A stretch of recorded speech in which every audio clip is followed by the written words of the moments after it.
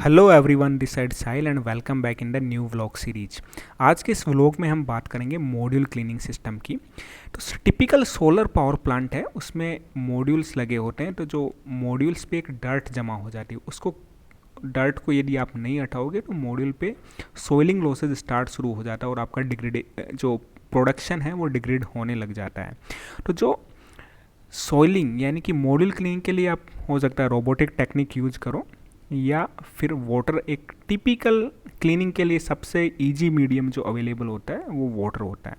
अब वाटर को आपको इतने बड़े पावर प्लांट में सप्लाई करना है तो ऑब्वियस है आपको पाइपलाइंस की रिक्वायरमेंट लगेगी। अब आपके पास इतनी बड़ी भी पाइपलाइन नहीं होती कि आप सिंगल शॉट में आप पूरी पाइपलाइन को क्लोज कर दो, तो ऑब्वियस है आपको जॉइंट करना पड़ेगा। अब जो जॉइंट करने की जो यहाँ पे हम टेक्निक यूज करते हैं, that technique is called as electrofusion technique. तो ये जो इलेक्ट्रोफ्यूजन आईसी किट है, तो इस जो किट है उसको हम वहाँ पे यूज़ करते हैं जहाँ पे दो पाइप्स का जॉइंट करना है। तो पाइप्स के जॉइंट जहाँ पे करना है वहाँ पे कट करके इसको वहाँ पे पहना देते हैं। ठीक है, पहनाने के बाद इसमें इलेक्ट्रिक पावर की हेल्प से हम इसका फ्यूजन करते हैं। ठीक है, अब ऐसा तो है नहीं कि उसमें पावर दिया हमने, उसका ऑटोमेटिक पावर दिया तो कुछ जादू हो गया, नहीं, ऐसा बिल्कुल नहीं होता। जो आपको ने अभी जो इलेक्ट्रिकल कपलर देखा, इस coupler basically made of the HDP या फिर पीडब्ल्यूसी पाइप। तो basically there is the polythene. ठीक है, अब पॉलीइथिलीन है तो उसको हमें ऑब्वियस है जब इसका जॉइंट करना है तो हमको उसको गर्म करना पड़ेगा। तो देर आर टू टेक्निक्स जो फंडामेंटली हम बात करते हैं कि बॉस गर्म ही तो करना है, इसमें कौन सा कोई रॉकेट साइंस है, नहीं बॉस, गर्म करना है। बट यदि आप यूनिफॉर्मली उस कपलर को गर्म नहीं किए, हीट नहीं दिए, तो हो सकता है कि जो जो आपकी जॉइंट हो रहा है वो पुअर हो जाए।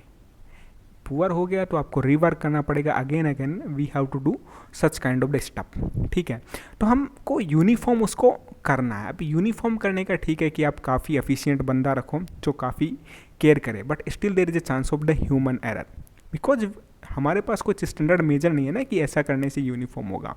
तो हमने क्या किया, एक इम्प्रूवमेंट क्या कर दिया, I means the manufacture of the coupler या जॉइंटर।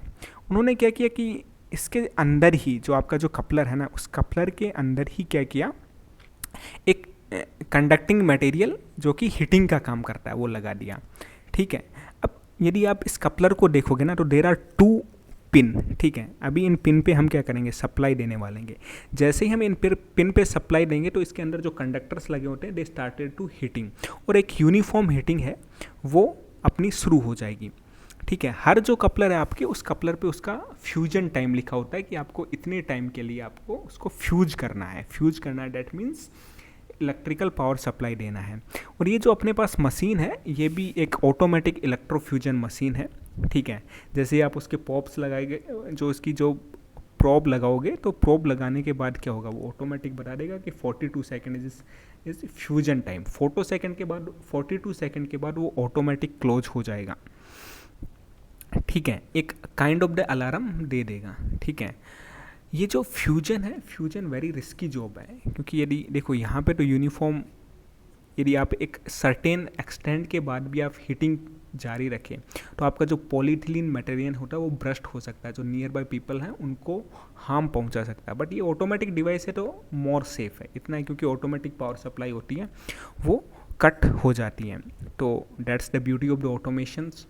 ओके, अब आपको कैसे पता चलेगा फिजिकली कि मेरा जो इलेक्ट्रिक फ्यूजन वेल्डिंग प्रॉपर हुआ है कि नहीं हुआ, तो ऑब्वियस है हमने पास विजुअल इंस्पेक्शन ही करेंगे उस पर। ठीक है, तो जो आपका जो कपलर था, आईसी कपलर, फ्यूजन कपलर था, इलेक्ट्रिक फ्यूजन आईसी कपलर, उस पर देखिए दो जो ये इलेक्ट्रिक प्रोब है उनके पास में दो डॉट हैं। तो जैसे ही इलेक्ट्रोफ्यूजन कंप्लीट हो जाना तो ये दो डॉट बाहर निकल आते हैं।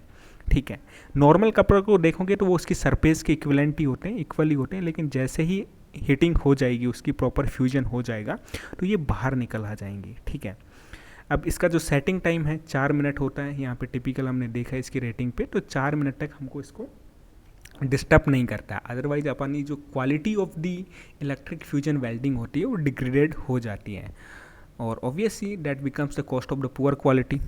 Okay, hope guys you enjoy this video. Like, share, subscribe.